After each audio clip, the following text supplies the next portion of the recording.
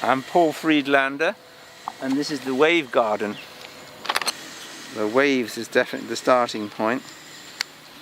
It had been in my mind as well for a long time. I would like to do a piece in a garden one day, so finally I get to make the wave garden.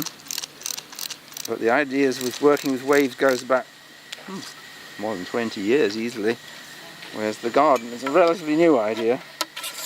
And this is the first time this piece has been out, so this is a very new setup right now.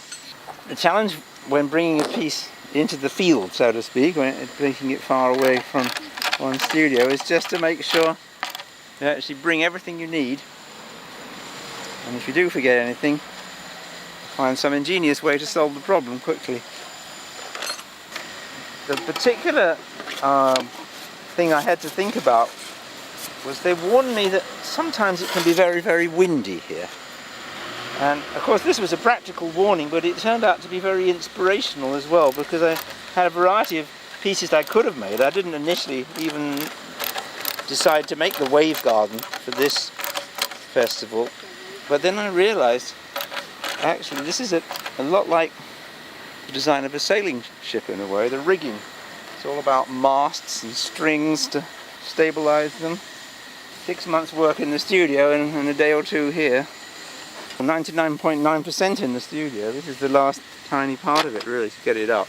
So maybe 99%. That's a slight exaggeration to start with. Yes, this is certainly not the first festival I've been to. I've recently been in a festival in Estonia. I had another festival in Israel some years ago. Right, festivals are, yeah, they're good. Wonderful chance to meet other artists too, which is always interesting. But that's purely in terms of solving practical problems, because that's what I've been thinking about. When I arrived, I discovered I'd forgotten to bring this slightly larger rope. I had all these little thin ones, but I didn't have a bigger one. Of course, I'd carefully measured it all in London and cut off exactly the right piece from a roll about half a kilometre long, which I owned, but I brought no meters at all. Somehow I'd forgotten it. But again, because I designed the whole thing around the idea of sailing, we found a shop that sells things for sailing boats down in the marina, and down there I bought exactly what I needed to replace the missing part. So that's the funniest thing that's happened so far. It was great.